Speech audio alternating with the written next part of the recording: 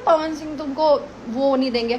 यार मुझे कोई फर्क नहीं पड़ता, या मुझे क्या किसी को कोई फर्क नहीं पड़ता। सी पिछले कुछ दिनों से यामिनी सिंह जितना सारा इंटरव्यू दी है, इंटरव्यू में एक चीज़ कॉमन पाओगे कि पवन सिंह को हमेशा टारगेट करने की कोशिश।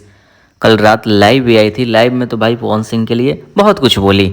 और ऐसे नहीं, यहाँ से एक साल पहले खेसारी लाल यादव को गाली तक देती थी, लेकिन जब से खेसारी लाल यादव अपने एक गाने में मौका दिए हैं उसके बाद पवन सिंह के लिए हमेशा अपशब्दों का प्रयोग करती है, हमेशा निगेटिविटी दिखाना है। और इनको लगता है कि भाई भोजपुरी में जो भी जितने सारे एक्टर एक्ट्रेस हैं, किसी के पास टैलेंट नाम की तो कोई चीज़ नहीं है, जो भी है पूरा टैलेंट कुट कुट कर इनके अंदर ही भरा हुआ है। तो भाई आप भोजपुरी में क्या कर रही हो, चली जाओ बॉलीवुड हॉलीवुड में काम करना चाहिए। लेकिन दिक्कत यह है कि इंस्टाग्राम का फिल्टर यूज़ करने से और 50 तरीके का फेस बनाने से हॉलीवुड में तो काम नहीं मिलने वाला है।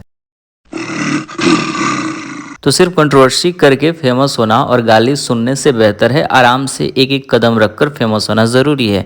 इतनी सारी एक्ट्रेस हैं भोजपुरी में रिस्पेक्टेड, लेकिन किसी को कंट्रोवर्सी में कूद के जल्दीबाजी में फेमस नहीं होना है। फेमस तो होना है सिर्फ और सिर्फ क्या नाम है, यामिनी सिंह को। तो जितना हो सके आप सब अपनी राय कमेंट सेक्शन में लिख दीजिए। इनके लिए क्या आपके उच्च विचार हैं, शेयर कीजिए इस वीडियो को। मिलते हैं नए वीडियो के साथ, चैनल को सब्सक्राइब कीजिए।